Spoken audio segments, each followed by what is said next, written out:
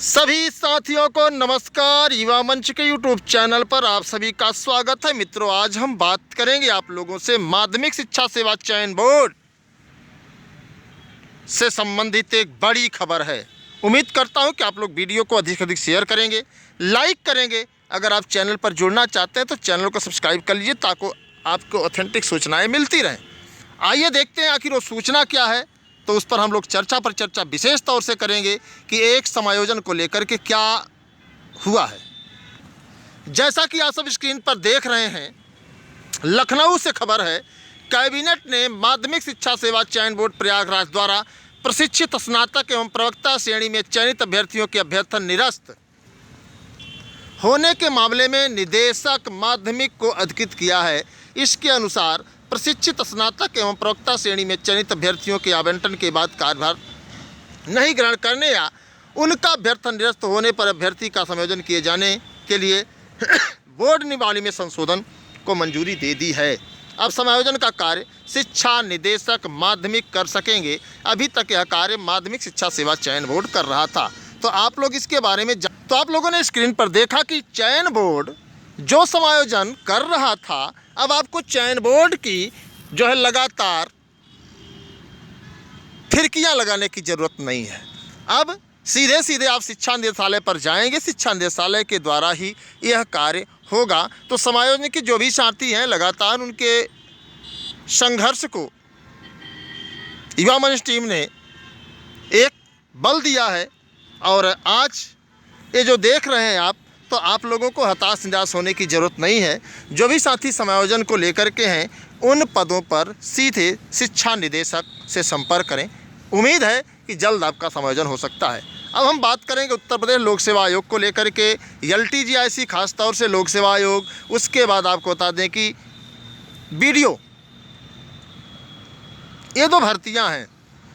क्या LTGIC का विज्ञापन आप लोगों को बहुत स्पष्ट बता देना चाह रहा हूँ, जो मेरी बात हुई है, क्या लोक सेवा आयोग द्वारा निकाला जाएगा या फिर सरकार नए शिक्षा सेवा आयोग गठन के बाद LTGIC का विज्ञापन निकालेगी? यह स्थिति अस्पष्ट है। इस पर न तो सरकार बोल रही है, न तो आलाधिकारी बोल रहे हैं। BDO की परीक्षा कब होगी, इसके संबंध में कुछ कहा नहीं जा सकता है। कयास लगाया जा रहा है कि मार्च में हो जाएगा, अप्रैल में हो जाएगा, मई में हो जाएगा, लेकिन यह कयास भी कई बार लोगों के असफल हो गए हैं। और उसका सबसे बड़ा कारण है कि हम आप एकजुटता नहीं दिखा रहे हैं। हमें आपको एकजुटता दिखानी होगी, तभी कुछ संभव हो पाएगा। तो जितने भी साथी हैं, सभी साथियों से देखिए, मैं बार बार यही रिक्वेस्ट करता हूँ कि वक्त की बात है भाई। अब सब लोग जागिए और अब लड़ाई लड़ने के लिए, आर पार की जंग लड़ने के लिए हमें आपको एक साथ कंधे से कंधा मिलाकर संघर्ष करना होगा। प्राथमिक शिक्षक भर्ती की बात लगातार कई साथी कमेंट कर रहे हैं कि इसके लिए जनसभा की जाए। तो आप सभी को बता देना चाहता हूं मित्रों कि जैसे ही मेले का आयोजन समाप्त होता है, वैसे ही हम लोग एक जनसभा का निर्णय लेंगे और जनसभा करेंगे। और उम्मीद करता हूं कि इस लड़ाई को हम लोग मजबूती से लड़ेंगे और प्राथमिक शिक्षक भर्ती जो भी प्रदेश में पद खाली है, उसको सरकार को भरने के लिए मजबूर करना होगा।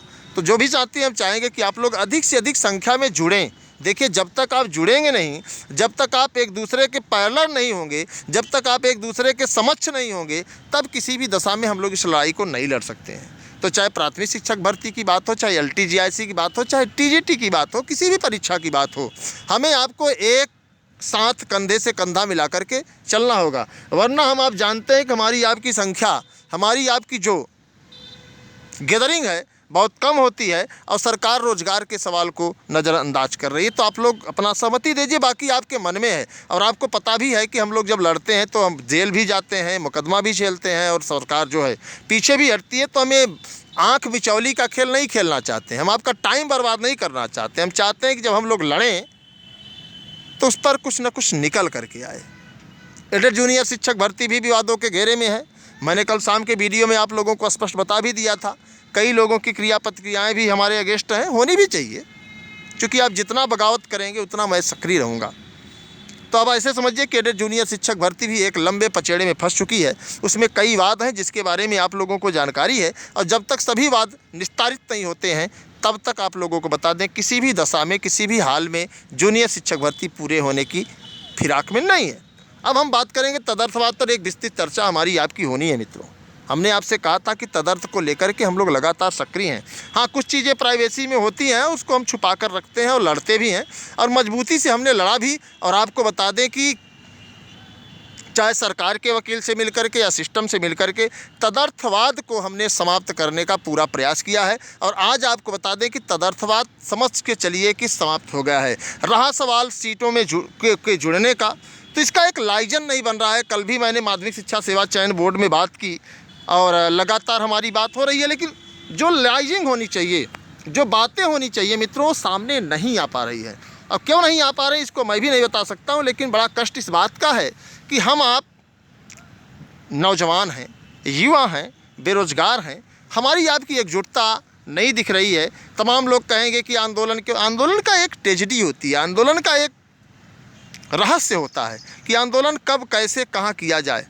प्रयास अगर आप सही दिशा में करते हैं तो एक लंबी सफलता मिलती है। आपको जैसे पता है कि फार्म तो 14 लाख, 37 लाख, 8 लाख लोग भरते हैं, लेकिन सच्चाई यही है क्या सभी सफल हो जाते हैं? ना। जो सही दिशा में कार्य करते हैं, जो सही दिशा में मेहनत करते हैं, उन्हें ही सफलता मिलती है। तो इस बात को आप लोगों को स्वीकार करना होगा कि सही दिशा में कैसे मेहनत किया जाए। और यह मंत्र सिर्फ और सिर्फ आपको बता दें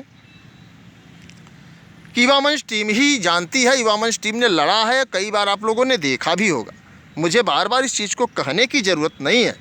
तो जब हम लोग लड़ते हैं तो आर पार की लड़ाई लड़ते हैं, चाहे एनटीपीसी का मामला रहा हो, चाहे आपको बता दें कि LTGI से लिखित परीक्षा का मामला रहा हो, चाहे जूनियर शिक्षक भर्ती विज्ञापन जारी कराने का मामला रहा हो, चाहे 69,000 शिक्षक भर्ती में कटाप लगवाने का मामला रहा हो। इन चीज़ों का आप लोग जानते हैं। हाँ, कुछ लोग क्या करते हैं, बस झूठ बोल करके श्रेय लेना चाहते हैं। युवा मंच टीम इससे बच के रहना चाहती है, सब चीज़ें नहीं चाहती है। अगर आप उन आंदोलनों में जुड़े हैं तो आपको इसका सीधे लाभ मिला होगा, ऐसा नहीं है कि नहीं मिला होगा। लेकिन फिर भी हम लोग प्रयास करते हैं। आज तदर्थवाद देखिए, वेतन रुका है। कोई उत्तर प्रदेश में कोई इनके खिलाफ नहीं लड़ रहा था, चाहे जो भी नेता हो। सिर्फ युवा मंच टीम ही लगातार अन्याय के खिलाफ, भ्रष्टाचार के खिलाफ, शोषण के खिलाफ, सरकार की जो है तानाशाही के खिलाफ लड़ता है। बाकी किसी की औकात ही नहीं है लड़ने की। तमाम लोग तो सरकार की दलाली, सरकार की जो है सदस्यता ग्रहण करने में ज़्यादा विश्वास रखते हैं। तो ये सब चीज़ें आप जानते हैं। तो निश्चित तौर पर तदर्थवाद पर विस्तृत चर्चा में हम यही बताना चाहूँगा कि तदर्थवाद की जो अंतिम कड़ी थी वो समाप्त हो गई है। अब तदर्थवाद दूर दूर तक नहीं रहेगा। अब सीटें जुड़ेंगी कि नहीं जुड़ेंगी, इस पर भी हम आप लोगों से चर्चा करेंगे कि सीटें क्यों नहीं जुड़ रही हैं।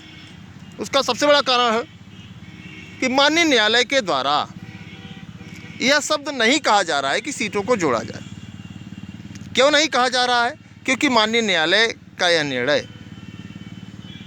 तदर्थ को वेतन न देने का हो सकता है, तदर्थवाद समाप्त करने का हो सकता है, लेकिन सीटों को जोड़ने का नहीं हो सकता। क्योंकि इसके पहले सुप्रीम कोर्ट 83/2016 में स्पष्ट रूप से इस बात को कह दिया गया कि इनको एक बार परीक्षा में बैठने का मौका दे दिया गया है। अब सरकार की नज़र में जो भी है उसको तो कोर्ट नहीं जानती, लेकिन न्यायालय साफ शब्दों में बात कह रही है कि जब न्यायालय ने एक बार कह दिया तो सरकार उसको फॉलो करे। अब सरकार क्यों नहीं उसको फॉलो कर रही, सरकार उसका अनुपालन क्यों नहीं कर रही है, सरकार का मामला है। अगर इस पर हम आप आपस में द्वंद्व करें कि नहीं, तमाम लोग तो लिखते हैं यार कि चंदा मंच है वैसा, देखिए ये सब चीज़ें आप लिखिए बिल्कुल, क्योंकि हम माध्यमिक शिक्षा सेवा चयन बोर्ड की दलाली नहीं करते, हम 3.5 लाख 4 लाख का सौदा नहीं करते। इसलिए अगर हम लोग लड़ते हैं, जेल जाते हैं तो हम सहयोग भी लेते हैं, ऐसा नहीं है। तो जब लड़ेंगे तभी लोग सहयोग करेंगे। अब जब कोई लड़ेगा ही नहीं तो सहयोग किस बात की। हाँ, ये और बात हो सकती है कि आप हमसे न जुड़ करके किसी और से जुड़ करके संघर्ष कर सकते हैं, लेकिन अगर कोई लड़ रहा है तो आप सवाल खड़ा करिए, मुद्दे की बात करिए। आप मूर्खों जैसी बात करते हो। आज उत्तर प्रदेश में सरकार से लड़ने वाला कोई माई का लाल पैदा नहीं हुआ है, और आप सरकार की ही भाषा बोल करके सोच रहे हो कि सरकार हमारा कल्याण करेगी। तो आपने देखा होगा कि सरकार कभी कल्याण नहीं चाहती है। तमाम जो है विधायक सांसद आते हैं आपके बीच में और आपसे कहते हैं कि हमारे MLC को जिताइए, हमारे विधायक को जिताइए, वोट दीजिए। जबकि उनको ये तक पता नहीं है कि आखिर वोट कौन देगा। जो भी लोग आंदोलन में थे वो वोटर नहीं हैं, तो आखिर उनसे वोट करने की अपील का क्या औचित्य है, आप समझ सकते हैं ना।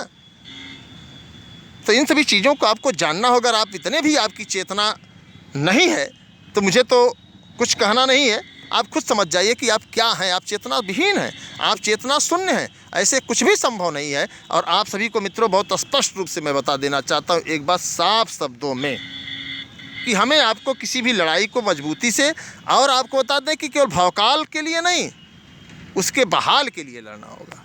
जैसे हम लोग लड़ा करते हैं और कई बार लड़े हैं और कई परिणाम आप लोगों के सामने भी आए हैं। ऐसा नहीं कि मैं हवा में बात कर रहा हूँ। जिस मोड़ पर खड़ा रहता हूँ वो मोड़ अक्सर हमारी ओर ही आता है। तो इस बात को आप लोग ध्यान दीजिए। आपके मन में कई सवाल हो सकते हैं, आपके मन में कई प्रश्न चिन्ह हो सकते हैं। हम कोशिश नहीं करते हैं, पूरी कोशिश के साथ लड़ते हैं। तो अगर आपको युवा मंच टीम पर भरोसा है तो आप वीडियो को अधिक से अधिक शेयर करें, लाइक करें, अधिक से अधिक लोग चैनल पर जुड़ें, ताकि हम आप एक दूसरे से संवाद स्थापित कर सकें। और ताकि संवाद स्थापित करने से हम लोग एक ऐसे उद्देश्य की पूर्ति कर सकें जो रोजगार के सवाल को, शिक्षा के सवाल पर हो, और आपको विज्ञापन भी मिले। प्रदेश में 6.5 लाख से अधिक पद खाली हैं, सरकार नहीं भर रही है, उसको भरवाने का प्रयास किया जाए। बाकी आप समझदार हैं, पढ़े लिखे, आपको क्या करना है क्या नहीं करना है ये आप खुद तय करेंगे। केवल मैं ही तय नहीं करूंगा, केवल मेरा ही जिम्मेवारी नहीं है। और आप सभी को बता दें मित्रों कि मैं अपने हिस्से की लड़ाई लड़ रहा हूँ। बस आपको अपने हिस्से की लड़ाई लड़ने के लिए खुद को तैयार करना है और खुद लड़ना है। आप तय कर लीजिए कि आपको क्या करना है। भविष्य आपका है, उम्मीद आपकी है, सपने आपके हैं, और आप जो सपने उम्मीद पाल कर रखे हैं वो कैसे पूरे होंगे ये आपके ऊपर डिपेंड करता है। ये आपके ऊपर तय करता है कि आप कहाँ हैं, क्यों हैं, कैसे हैं और आप क्या चाहते हैं। तो जो भी है आप लोग कमेंट बॉक्स में ज़रूर लिखिए। युवा मंच टीम लड़ रही है और लड़ करके कुछ दिखा रही है। निश्चित तौर पर मैं चाहूँगा कि आप लोग अगर लड़ नहीं सकते हो तो जो लोग लड़ रहे हैं उनका प्रोत्साहन करो।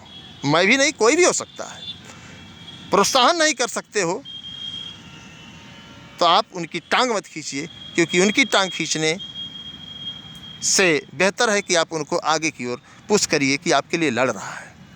आज हम लोगों की हालत है कि मुकदमे ज़्यादा हो गए हैं हम लोगों के ऊपर, क्योंकि हम लोग राइट तरीके से लड़ते हैं और सरकार जानती है कैसे लड़ते हैं। आप हमारा पूरा इतिहास देखिए ना कि हम लोग किस तरीके से लड़ते हैं। हम जब लड़ते हैं तो ले लेते हैं। ऐसे लोगों की ज़रूरत है। अगर आप ऐसे चाहते हैं तो निश्चित तौर पर मैं आप लोगों का युवा मंच टीम में स्वागत करता हूं। वीडियो को अधिक से अधिक शेयर फिर से मैं कहूँगा कर दीजिए, ताकि अधिक से अधिक लोग जुड़ सकें, ताकि आने वाले दौर में ये लड़ाई मजबूती से लड़ी जा सके। और प्राथमिक शिक्षक भर्ती हो, चाहे LTGSC का विज्ञापन हो, चाहे TGT PGT की परीक्षा हो, या फिर जो भी मामले TET, junior, BDO, UPSSC SSC जो भी हो, उन सभी चीज़ों पर हम लोग एक सरकार से सवाल कर सकें। उम्मीद करता हूं कि आप हमारी बातों से सहमत होंगे, तो आप कमेंट बॉक्स में ज़रूर बताएं। इसी के साथ सभी साथियों को धन्यवाद, नमस्कार। मैं आपके संघर्षों का साथी अनिल सिंह, टीम युवा मंच।